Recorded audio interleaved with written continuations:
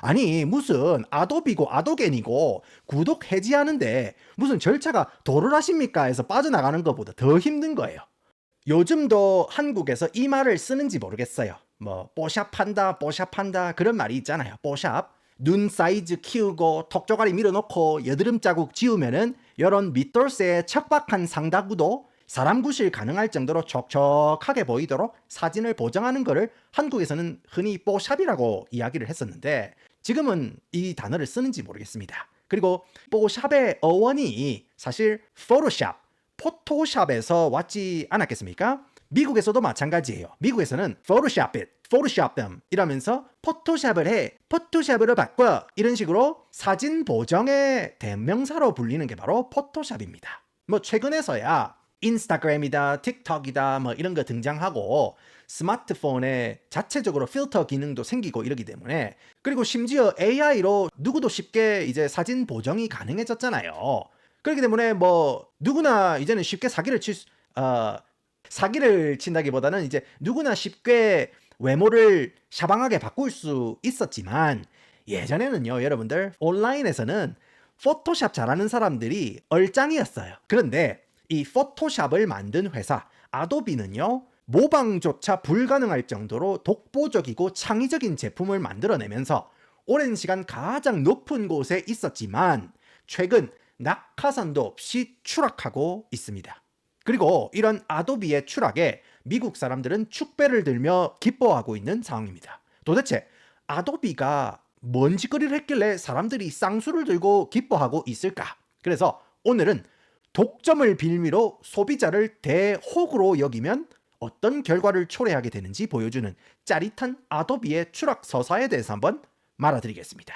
요즘에 진짜 온라인 여기저기 가입하고 앱도 이것저것 가입하다 보면 우리 개인정보가 어디에 쓰이고 있는지 모르겠고 계정 해킹 사례도 엄청나게 많습니다. 그리고 한번 개인정보가 털리면 누구 손에 들어가는지 어떻게 이게 사용이 되는지 알 수가 없다는 점입니다. 그래서 오늘 영상은 Surfshark VPN의 지원을 받아서 제작되었습니다. 요즘 집, 카페, 공항 같은 곳에서 와이파이를 아무 생각 없이 사용하는 경우가 많습니다. 그런데 이런 공용 와이파이는 생각보다 보안에 취약한 경우가 많습니다. 접속 정보나 활동 내역이 노출될 가능성이 있습니다. Surfshark VPN을 켜면 인터넷 연결 자체가 암호화되어서 외부에서 데이터의 접근이나 추적하는 것을 방지해줍니다. 그리고 개인적으로 유용하게 느꼈던 것 중 하나가 Surfshark의 Clean Web 기능입니다. 인터넷 사용 중에 뜨는 광고나 팝업은 물론이고 악성 사이트 접근까지 차단해줘서 훨씬 깔끔하고 안전하게 사용할 수 있습니다. 이미 VPN 사용을 고민하고 계셨다면 이런 보안 기능까지 함께 활용해보는 것도 좋은 선택이라고 생각합니다. 그리고 제가 특히 마음에 드는 점은 바로 기기 제한이 없다는 겁니다. 핸드폰, 노트북, 태블릿, PC까지 하나의 계정으로 동시에 연결해서 사용할 수 있습니다. 고정 댓글이나 설명란에 있는 surfshark.com/detailwizard 링크로 들어가시거나 결제 시 코드 detailwizard를 입력하시면 4개월 추가 이용 혜택도 받아볼 수 있으니까 지금 바로 사용해보시길 바란다는 점 잊지 말라구. 아도비는요 1982년 12월에 존 워녹이라는 양반하고 찰스 게스키 이 찰스 GESCHKE 그러니까 게스키라고 읽으면 약간 어감상 내랑 싸우자는 기분이 들잖아요. 그래서 제스키라고 하겠습니다. 제스키, 찰스 제스키. 아무튼 이 존이랑 찰스랑 복사기 쪽에 전설적인 업체 제록스라는 회사에 다녔거든요. 제록스. 한국은 신도리코잖아요. 근데 미국은 무조건 제록스입니다. 그 당시에 이제 제록스라고 하면은 지금 어느 정도 위험이냐면은 구글 있죠, 구글. 지금 구글에 버금가는 그런 끝발을 가진 기업이었어요. 제록스가, 복사기 회사가. 왜냐하면은 지금이야 뭐 컴퓨터 보급이 된 지 오래됐으니까 문서를 뭐 온라인이나 직박구리 파일 이런 데 전자 형태로 저장을 하잖아요. 근데 여러분들 70년대, 80년대, 90년대까지도 예전에는 전부 다 문서를 수기로 작성하고 보관이나 저장을 갖다가 복사기에 복사를 해가지고 펀치로 구멍을 뚫어가지고 쫄대 파일이나 문서 파일로 전부 다 일일이 보관을 했거든요. 그래서 이 당시에는요, 여러분들 회사 복사기가 고장이 나면은 일 처리가 안 됩니다. 완전 올스톱입니다. 그 정도로 핵심 요소예요. 근데 미국에서 이 복사기 시장을 독점했던 게 바로 제록스예요. 그러니까 얼마나 끝발이 세겠어요. 그리고 존이랑 찰스 이 둘이 제록스에서 같이 일을 한 거예요. 근데 이 양반들이 과장님이 1층 경비실 가가지고 신문 주워오라고 해가지고 신문이나 주워오고 프린터 된 거 쓱 가가지고 갖다 주고 커피 심부름하고 그런 말단 사원들이 아니에요. 둘 다 회사에서 알아주는 수석 연구원들이었습니다. 그러니까 원래 찰스 행님이 72년도에 먼저 제록스에 입사를 해가지고 연구소장까지 찍은 그런 양반이었어요. 그렇게 치고 올라간 다음에 78년에 존을 직접 스카웃을 해가지고 데리고 와가지고 둘이 한 살 차인데 둘이 이쪽 계통의 메시, 호날두, 쌍두마차로 제록스 연구실을 둘이서 투톱으로 이끌고 있었거든요. 그런데 문제가 뭐였냐면은 당시 제록스가 복사기 시장을 독점을 하면서 이거 대적할 적수가 없는 상태에서 어깨에 뽕이 막 이만해진 거예요. 무슨 일이 있었느냐면은 당시 70년대 후반에 제록스 연구원들이 일반인도 쉽게 사용할 수 있는 컴퓨터를 개인용 컴퓨터를 개발해야 한다고 하면서 가정용이나 일반 중소규모 회사에서도 사용할 수 있는 그런 보급형 컴퓨터 알토라는 거를 만들어냅니다. 여러분들 이게 얼마나 대단한 거냐면은 애플이랑 마이크로소프트보다 훨씬 앞선 거예요. 진짜 미친 기술이었거든요. 그런데 이사님, 저희 연구원들이 기가 막힌 걸 개발했습니다. 이게 소형 컴퓨터인데 가정용으로 보급할 수 있을 만큼 크기도 작습니다. 야, 내가 너희들 이딴 거 만들라고 연봉 3억씩 찔러주는 줄 알아? 어? 야, 복사기에 종이 찡기는 소리 하지 말고 복사 잘 되는 방법이나 개발하란 말이야. 어? 이라면서 PC 기술을 개발했던 연구원들의 아이디어는 바로 짬처리가 됩니다. 이렇게 감히 다 돌아가신 제록스라는 기업에서는 최첨단 기술을 미는 거는 미래가 없겠다 싶어가지고 당시에 제록스에 있던 유능한 연구원들이 대거 이탈을 해갑니다. 전부 다 사직서 쓰고 다른 회사로 이직을 하는 거예요. 그때 PC 핵심 기술이 애플이나 마이크로소프트에 전부 다 넘어간 거예요. 그렇게 제록스는 PC 업계 선두주자가 될 기회를 놓쳤어요. 그런데 또 감 떨어지는 소리를 해요. 자, 마이크로소프트랑 애플로 기술이 넘어갔고 개인용 PC 시대가 이제 본격적으로 열리는 거예요.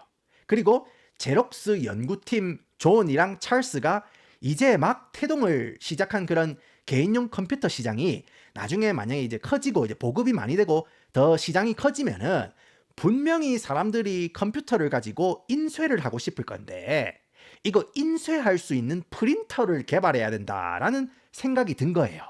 그렇게 하기 위해서는 컴퓨터랑 프린터랑 같은 전자 언어를 사용해야 둘이 꽁냥꽁냥 도킹이 되고 이게 연동이 될 거 아닙니까? 말이 통할 거 아닙니까? 그래서 이 두 사람이 인터프레스라는 글자랑 도형을 수학적 공식으로 변환해가지고 프린터로 명령을 쏘는 전자인쇄 언어를 개발하게 됩니다.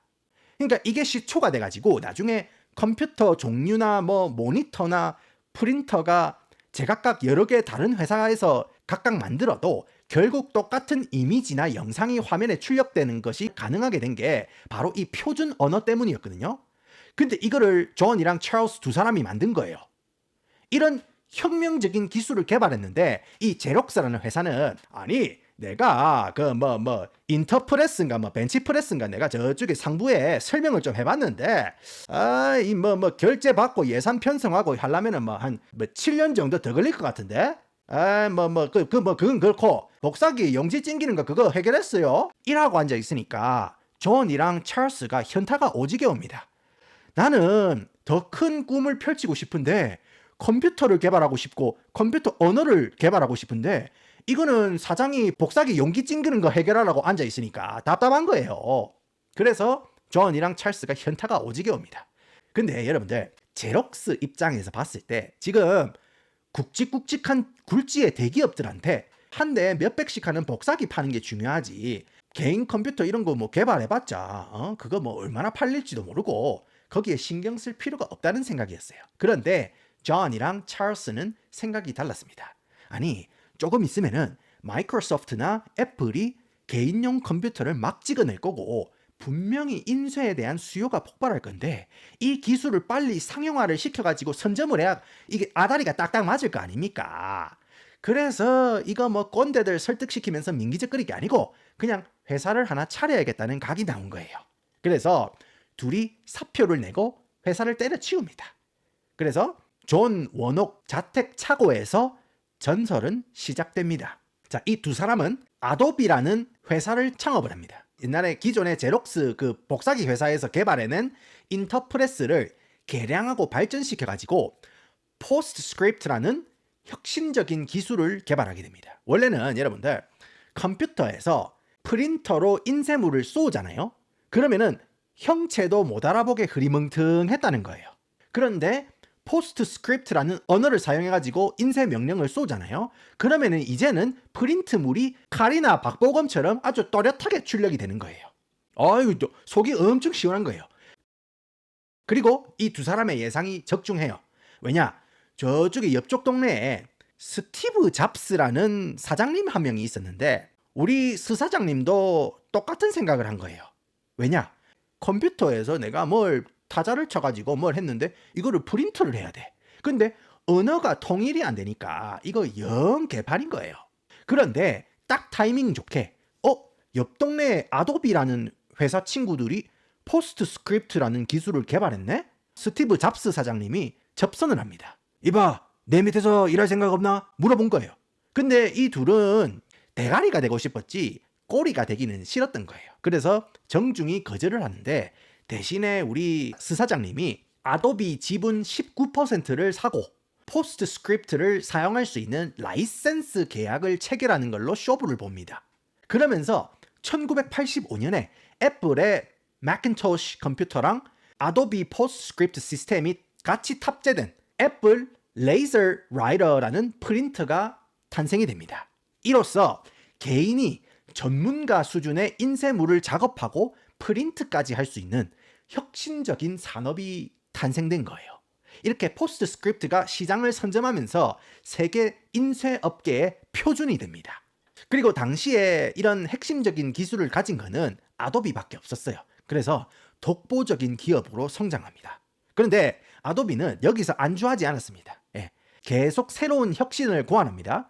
우연한 계기로 엄청난 아이디어가 탄생합니다.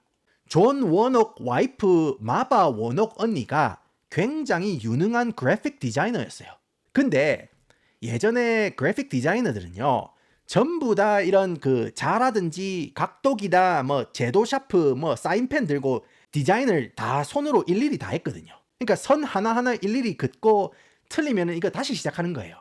그런데 하루는 존 행님이 포스트스크립트 기술로 이제 돈도 시원하게 땡겼잖아요. 그러니까 이제 좀 여유가 있잖아요. 그러니까 이 행님이 부부 금슬이 엄청나게 좋았거든요. 이 행님이 애처가였어요. 그래가지고 와이프랑 저쪽에 강릉 이런데 주말에 같이 해변도로 드라이브도 좀 가고 그 다음에 출출하면 뭐 초당 순두부 이런 것도 같이 고소하게 처지기고 싶은 그런 마음이 있었어요. 근데 와이프가 이거 거래처 사장님이 급하게 로고 디자인 맡겨놓은 거 마감 시간 맞춰야 된다면서 각도기랑 사인펜 들고 하루 종일 잡고 앉아 있는 거예요.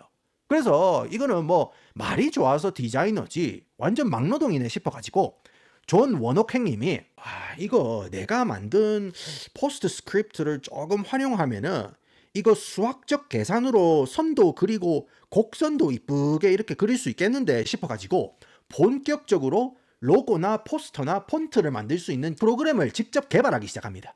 보통 부부가 같이 사업을 한다고 하면은 이거 쉽지 않습니다. 여러분들 서로 푸닥거리도 하고 분위기 안 좋을 수 있거든요. 근데 와이프인 우리 마바 언니가 감이 엄청 좋아가지고 이게 둘이 티키타카가 엄청나게 잘 된 거예요. 둘이 머리를 맞대고 디자인 쪽 실무자 입장에서 여보 이렇게 만들면 좋겠어 하면서 이야기를 하고 이거는 너무 공대 감성이다 여보 이거 좀 바꿀 수 없을까? 이렇게 하면은 존 행님이 다다다닥 쳐가지고 이렇게 하면 되겠네 해가지고 피드백을 바로바로 주고 그러니까 존 행님은 팔팔 돌아가는 걸로 수학적 계산으로 파바바박 돌리고 그렇게 해가지고 거의 1년 만인 1987년에 역사적인 첫 아도비 일러스트레이터가 탄생하게 됩니다. 그래서 이제는 펜이나 샤프로 일일이 선을 긋고 지우개로 지우는 게 아니고 마우스 클릭 몇 번으로 곡선을 그리고 비율도 자유자재로 수정할 수 있는 디자이너들에게는 정말 혁신적인 프로그램을 만들어냅니다. 그리고 난 다음에 뭐가 등장했느냐? 포토샵입니다. 사실 포토샵은 존 원옥 형님이 개발한 게 아니에요. 1987년에 토마스 노을이라는 미시간 대학교 박사 과정을 밟고 있는 학생 한 명이 있었어요. 근데 그 친구가 당시에 진짜로 막 큰 마음 먹고 완전 최신형 매킨토시 컴퓨터 하나를 샀는데 당시에는 모니터가 흑백이었거든요. 근데 이거 딱 보니까 모니터에 흑색이랑 백색은 명확하게 보이는데 그 중간에 있는 회색 계열 그림은 제대로 안 뜨는 거예요. 그래가지고 이런 회색 계열 이미지도 제대로 출력이 안 되나 싶어가지고 토마스가 코드를 직접 짜기 시작합니다.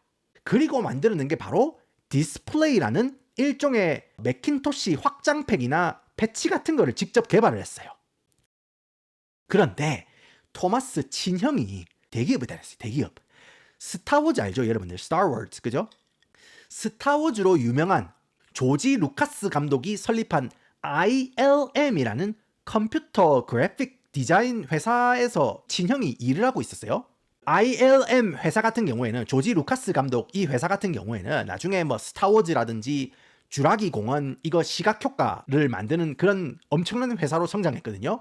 그런데 토마스 친형이 오랜만에 명절 때 휴가를 받아가지고 고향집에 온 거예요. 그래가지고 이제 주머니에 손 쓱 꼽고 돌아다니면서 엄마가 붙이고 있는 전 몇 개 딱 집어가지고 먹고 그죠?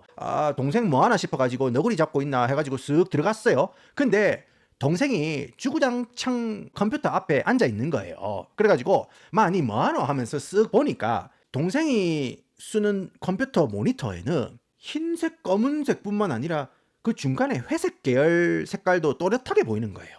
그래가지고 형이 충격을 받습니다. 왜냐면은 형 회사에서 사실은 수억짜리 슈퍼컴퓨터를 돌려가지고 겨우겨우 처리하는 그런 이미지 퀄리티를 동생은 그냥 개인용 매킨토시로 간단하게 일 처리를 하는 거예요. 그래가지고 형이 계산기를 딱 두드려 보니까 와 이거 돈 되겠다 싶어가지고 이참에 이미지를 갖다가 모니터에 색상별로 띄우는 것뿐만 아니라 이거를 이미지 색깔도 변화시키고 살짝 보정도 가능하게 하는 그런 이미지 편집 프로그램, 사진 편집 프로그램을 만들어야겠다는 생각을 합니다. 그래서 개발을 거쳐가지고 1988년에 포토샵 개발을 완성합니다. 그리고 야심차게 옛날에 여러분들 플로피 디스크 있죠? 플로피 디스크 이만한 거 있어요. 디스크가 거기에 담아가지고 실리콘밸리로 입성하게 됩니다. 그러면서 자기들이 개발한 포토샵 있죠? 이거 거래를 하려고 사장님들이나 그죠 바이어들 미팅을 딱 도는 거예요. 그러면서 저희가 개발한 포토샵입니다 이러면서 영업을 뛰는 거예요. 그런데 당시 이 바닥에서 가장 진취적인 회사가 된 애플이랑 아도비를 찾아가가지고 포토샵을 시연을 합니다. 그리고 결과는 대성공이었습니다.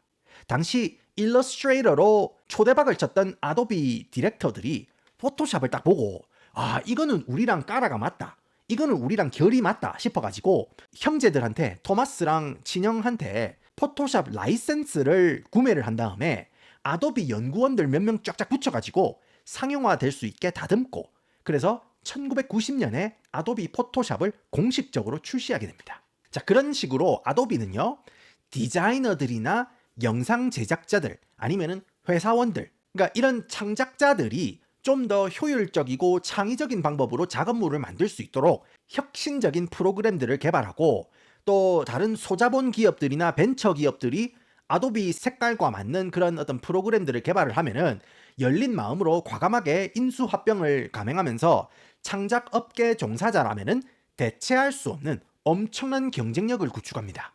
그리고 영상, 사진, 미술, 디자인 업계에 종사하는 사람들이나 이런 전문가가 아니더라도 한 번씩 가볍게 찍은 사진 여기저기 손보기 위해서 포토샵 사용하는 그런 일반적인 라이트 유저들도 아도비 제품을 정말 사랑했고 충성심도 강했습니다.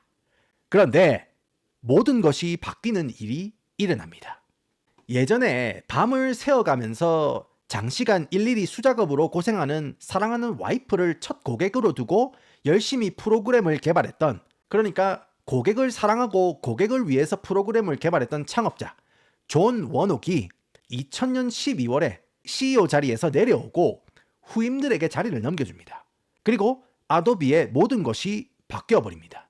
자, 샨타누 나라얀이라는 전문 경영인이 CEO 자리에 앉는데 여러분들도 잘 기억하실 겁니다. 예전에 포토샵은요 일단 구입을 하면 평생 내 거였어요. 일시불로 내가 이거를 돈을 내면은 프로그램 자체가 제가 소장할 수 있는 그런 거였어요. 그죠? 평생 사용이 가능한 거예요. 그런데 2012년에 CEO 샨타누가 수익 극대화를 위해서 파격적인 시도를 합니다. 바로 Creative Cloud라는 시스템을 도입하는데 이제는 일시불로 돈을 내고 프로그램을 소장하는 게 아니고 그냥 월 단위, 연 단위로 프로그램을 구독하는 거예요. 당시에 여러분들 음악 스트리밍 플랫폼인 스포티파이, 한국에는 뭐 멜론 이런 거 많이 들으시잖아요. 근데 미국에는 무조건 스포티파이입니다. 지금은 뭐 유튜브 뮤직도 많이 빠지고 했는데 스포티파이가 독보적이었어요. 그러니까 스포티파이가 대중화가 된 다음에 음반을 하나하나 사면서 소장하는 게 아니고 달달이 구독료를 내면은 인터넷으로 내가 듣고 싶은 음악만 스트리밍 해가지고 골라서 듣는 그런 월 구독료 시스템이 슬슬 자리가 잡히는 그런 시기였거든요. 그리고 여러분들 아도비도 스포티파이 같이 월 구독료 시스템을 채택을 합니다. 그러면은 구독료를 내면은 아도비가 보유하고 있는 그런 모든 프로그램을 월 50불 내고 사용할 수 있도록 그런 식으로 제도를 바꿔요. 그러니까 월 50불이면은 한국 돈으로 뭐 한 7만 5천 원쯤 하겠죠. 그죠? 사실 이런 구독 시스템이 확실한 장점은 있었어요. 뭐냐면은 예전에는 내가 작업하던 파일을 갖다가 컴퓨터 하드드라이브에 직접 저장하는 방식이었잖아요. 근데 이제는 작업물을 아도비 서버로 저장을 할 수가 있는 거예요. 인터넷으로 아도비 서버에 저장을 할 수 있는 겁니다. 그래서 내가 어느 장소에서 일을 하던 어떤 컴퓨터로 일을 하던 간에 아도비 서버에서 작업하던 거를 그대로 불러와가지고 일 처리가 가능한 거예요. 그래가지고 어제 비가 많이 내렸는데 벼락이 쳐가지고 내 컴퓨터가 맛이 갔다. 그러면은 이미 서버에 백업이 돼 있기 때문에 새 컴퓨터를 사고 아도비를 설치를 하면은 작업하던 거 그대로 불러와가지고 작업이 가능한 겁니다. 그렇기 때문에 많은 업계 종사자들이 달달이 돈 빠지는 거는 조금 이거는 아니 꼽기는 하지만은 그래도 엄청난 편의성을 가지게 됐기 때문에 과도기를 거쳐서 점점 정착이 됩니다. 그런데 반발이 심각한 쪽이 있었어요. 기존의 포토샵이나 라이트룸처럼 사진 편집 프로그램만 사용하는 사람들은 일러스트레이터 같은 그런 디자이너들이 사용하는 프로그램이나 영상 편집 프로그램들은 쓸 일도 없는데 왜 50불을 다 뜯어가냐면서 반발이 장난이 아니었습니다. 그래서 못 이긴 척 2014년에 포토그래피 플랜이라고 해가지고 사진 편집 관련 프로그램만 똑 떼가지고 한 달에 $10만 받고 팝니다. 그리고 그 전략은요 여러분들 초대박이 터집니다. 초대박. 왜 그러냐면은 자 생각을 해보세요 여러분들.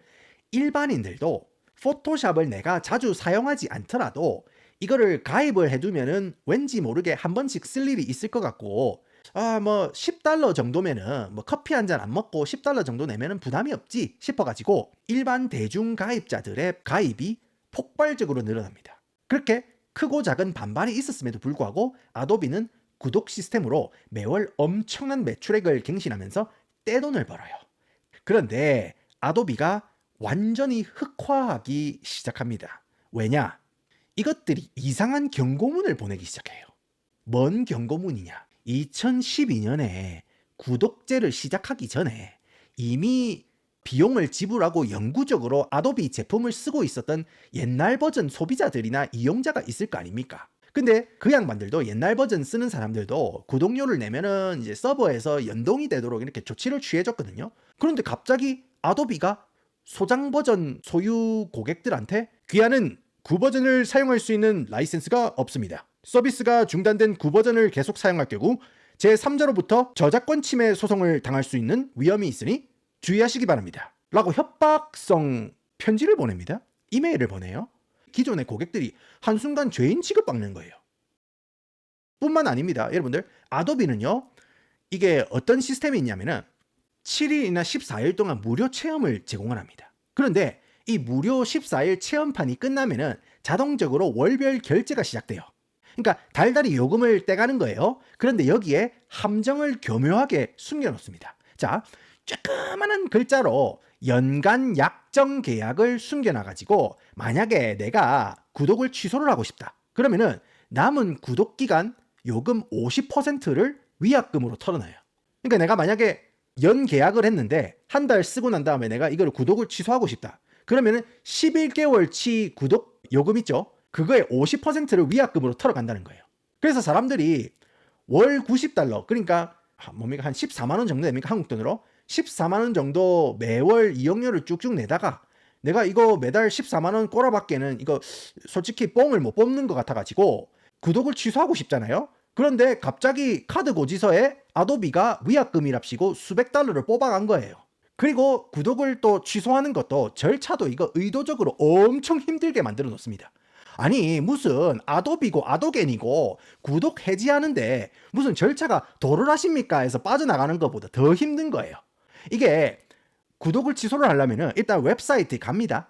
이거 클릭하고 저거 클릭하고 하면서 가까스로 또 상담원 전화번호는 또 꽁꽁 숨겨 놓은 거예요. 그래가지고 찾아가지고 전화를 하면은 자동 음성이 튀어나와요.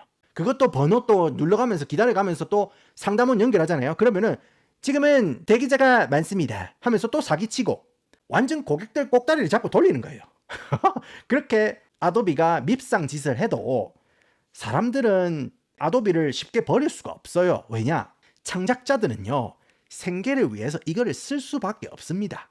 경쟁사나 대체 프로그램이 없어요. 그렇게 2022년부터 아도비의 이미지가 추락하기 시작해요. 그리고 엄청난 뉴스가 퍼집니다. 무려 200억 달러를 들여가지고 포토샵의 대항마로 급부상 중이던 피그마를 인수하기 위해서 움직이고 있다는 소식이 전해집니다. 자, 피그마는요 지금까지 출사표를 던졌던 다른 아도비 대체 프로그램들과는 달랐습니다.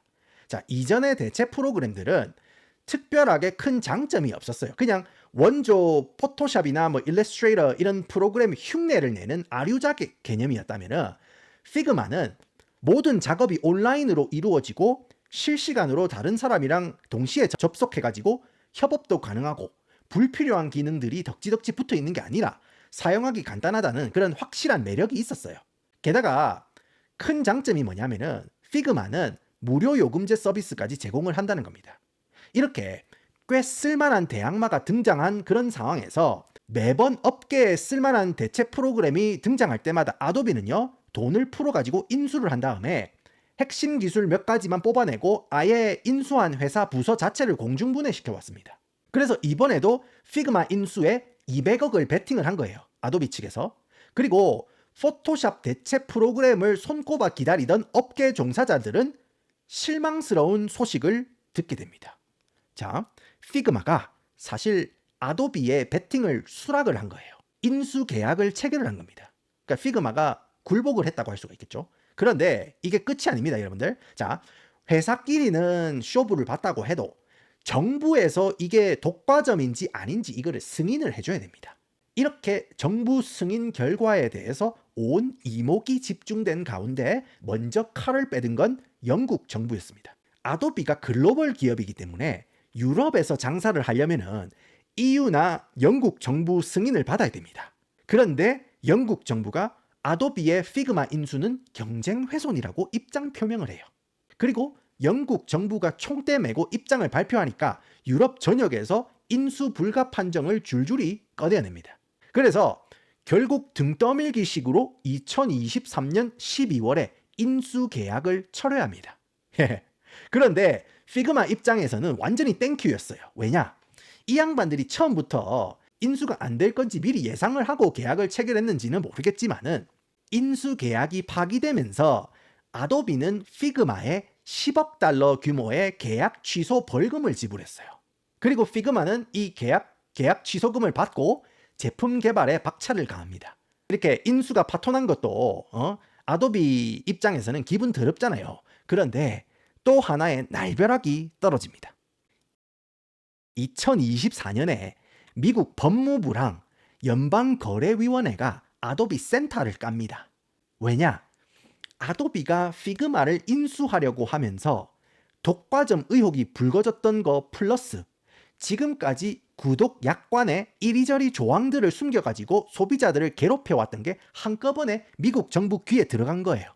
보통 여러분들 이런 식으로 대기업 관련 사태가 터지잖아요. 그러면은 뭐 보여주기 식으로 잔챙이들 몇몇 엮어가지고 칼춤 춘 다음에 사과상자 몇 박스 깔끔하게 데려가지고 전달하면 끝이거든요. 그런데 이번에는 정부가 아도비 디지털 미디어 사업부 사장이랑 부사장 2명을 아주 집요하게 물고 늘어집니다. 당연히 이렇게 정부가 압박하니까 아니 위약 수수료는요 우리 전체 매출 1% 미만밖에 안 되는 껌값인데 우리가 무슨 이걸로 엄청난 돈을 땡긴 것처럼 오바를 하고 그러십니까? 예? 하면서 오리발을 내미는 거예요. 뭐 위약 수수료 이런 거는 뭐 돈도 안 되는 거 그런 거 가지고 왜 이렇게 센터를 깝니까 하는 거예요. 여기에 소비자들이 빡이 쳤어요. 소비자한테는 그거는 엄청 큰 돈이잖아요. 그리고는 민간 소비자들이 아도비 뒤를 파기 시작합니다. 자, 지금 이렇게 구독 계약 방식 가지고 정부랑 아도비가 조율을 하고 있는 사이에 2024년부터 빅테크 기업들을 필두로 AI 붐이 일어나기 시작했잖아요. 그리고 당연히 아도비도 AI 경쟁에 뛰어들죠. 그런데 AI가 우리가 원하는 그런 복잡한 질문들을 대답하고 일 처리를 해주려면은 일단 엄청나게 방대한 정보를 학습을 시켜야 되거든요. 예를 들어 가지고 구글 AI가 제미나이잖아요. 에미나이가 아니고 제미나이. 그러면은 우리가 원하는 질문에 답하기 위해서 지금까지 구글이라는 검색 엔진이 가지고 있는 그런 방대한 양의 검색 결과나 웹사이트나 유튜브 스크립트 이런 거를 전부 다 시스템이 학습을 해가지고 뱉어내는 결과물이 AI 결과물이라는 거예요. 그런데 아도비도 AI 경쟁에 뛰어드는데 건들면 안 되는 거를 건드렸다는 정황이 피어나옵니다. 창작자나 아도비 제품 사용하는 사용자들이 작업물을 어디에 저장합니까? 구독제로 바뀌면서 이제 아도비 서버에 저장을 또 하잖아요. 그러니까 아도비가 약관을 슬쩍 수정을 해가지고 서버에 저장된 창작자들의 저장 파일에 아도비가 접근할 수 있도록 창작물에 접근할 수 있도록 법적으로 약관에 공사를 쳐요. 그런 다음에 창작자들 몰래 서버에 저장되어 있는 창작물들을 AI 학습 모델로 돌리려 했다는 정황이 최근에 제기가 됩니다. 정황입니다, 여러분들. 법적으로 밝혀진 건 없어요. 그런데 지금 사용자들이 추정하건대 그런 액션이 일어나고 있었다는 정황이 제기가 돼요. 자, 쉽게 말해가지고 여러분들, 제가 만약에 뭐 유튜브 로고라든지 아니면은 사거리에 다음 달에 제가 뭐 국밥집 하나를 오픈하려고 국밥집 로고를 이렇게 제작을 하고 싶다. 그래가지고 한 50만 원 정도 사례금을 주고 디자이너한테 맡겼다고 칩시다. 근데 제가 이 고용한 디자이너가 아도비 제품으로 디자인을 하고 저장을 서버에 해놨어요. 그러면은 만약에 아도비 AI 사용자가 국밥집 로고를 만들어줘 하면은 내가 고용한 디자이너가 만든 국밥집 로고랑 비슷한 로고로 만들어주는 거예요. 왜냐면은 그걸로 학습이 되어 있으니까. 만약에 이게 사실이잖아요. 그러면은 창작자가 쇠가 빠지게 만든 창작물을 그냥 지금 마음대로 가져다 쓰는 거예요. 이렇게 아도비가 약관으로 교묘하게 장난질을 치고 있다면서 리그 오브 레전드나 발로란트 그 스토리보드를 만드는 존 람이라는 그 유명한 일러스트레이터가 있어요. 일러스트레이터. 그 양반을 포함해가지고 민간 사용자들이 온라인 커뮤니티에 구독 취소 스크린샷을 올리는 아도비 불매 인증 릴레이가 일어납니다. 이렇게 경쟁사 인수하고 구독료로 장난치고 개인이나 기업 작업물까지 손을 댄다고 의심을 받는 아도비였기 때문에 그동안 익숙해서 참고 비싼 돈 주고 사용해왔던 유저들이 참을 만큼 참았다면서 대규모로 이탈을 하게 됩니다. 이런 상황에서도 아도비는요 의기양양했어요. 왜냐? 어차피 잠깐 대체 프로그램 쓰다가 다시 오겠지 싶은 거예요. 그런데 이번엔 상황이 좀 다르죠. 2023년에 피그마라는 대체 프로그램 인수 합병을 실패하고 거금 10억 달러를 게임값으로 물었다고 제가 말씀을 드렸지 않습니까? 그 위약금으로 대항마 피그마는 한 단계 더 성장하고 아도비 동영상 편집 프로그램, 아도비 프리미어 유저들도 대체 프로그램 다빈치 리졸브라는 영상 프로그램이 있어요. 예, 그거는 공짜인 걸로 제가 알고 있거든요. 그러니까 무료 버전은 약간의 기능 제한이 있기는 한데 그래도 이제 무료 버전이 있기는 하잖아요. 그죠? 오케이. 그 다음에 애플의 파이널 컷 프로 같은 가격이 저렴하거나 아니면 한번 구입하면 영구적으로 사용이 가능한 그런 대체 프로그램으로 대거 이동하게 됩니다. 그리고 복잡한 정부와의 공방전을 벌인 끝에 구독 해지 절차라든지 구독 해지 위약금 청구가 부적절하다는 걸 인정하게 됩니다. 그래서 거의 천억 원 규모의 민사 소송 벌금을 지불하고 피해를 입은 고객들에게 1200억 규모의 서비스를 무료로 제공하게 됩니다. 도합 2200억이 깨진 거예요. 이런 식으로 아도비는 미국의 최악의 비호감 기업이라는 꼬리표와 함께 2015년 이후 수익이 거의 5배나 증가했는데 돈은 잘 버는데 주가는 브레이크 없이 떨어지고 있어요. 그리고 18년 동안 아도비를 이끌어온 구독제를 시작했던 샨타누 나라옌 이 양반은 2026년 사임을 하게 됩니다. 이렇게 아도비는 독점이라는 이점을 이용을 해가지고 생계를 위해서 꼭 사용해야 하는 창작자들한테 말도 안 되는 구독료를 부과하고 이제는 AI가 발전하면서 라이트 유저들도 대거 빠져나갔어요. 아도비 포토샵 쓸 필요가 없어요. 일러스트레이터 쓸 필요가 없어요. 그냥 AI한테 주문만 잘하면은 AI가 뚝딱뚝딱 만들어줍니다. 그래서 라이트 유저들도 대거 빠져나갔어요. 그러다 보니까 경쟁 회사들도 치고 올라오고 이러니까 40년 넘게 쌓아온 벽이 무너지고 있는 상황입니다. 그렇지만 아직도 많은 회사들이 아도비 시스템을 고수하고 있기 때문에 한도가는 체급을 유지하겠지만 지금 흐름이 계속되면은 최첨단 산업으로 시작을 했다가 사라지는 많은 공룡기업들처럼 왕좌에서 밀려나고 시들시들 잊혀질지도 모르겠습니다. 그래서 오늘은 미국에서 가장 미움을 받고 있는 기업 아도비에 대해서 한번 말씀을 드려봤습니다. 여러분들은 이 이야기 어떻게 생각하시는지 댓글로 의견을 남겨주시고 오늘도 함께 해주셔서 감사합니다.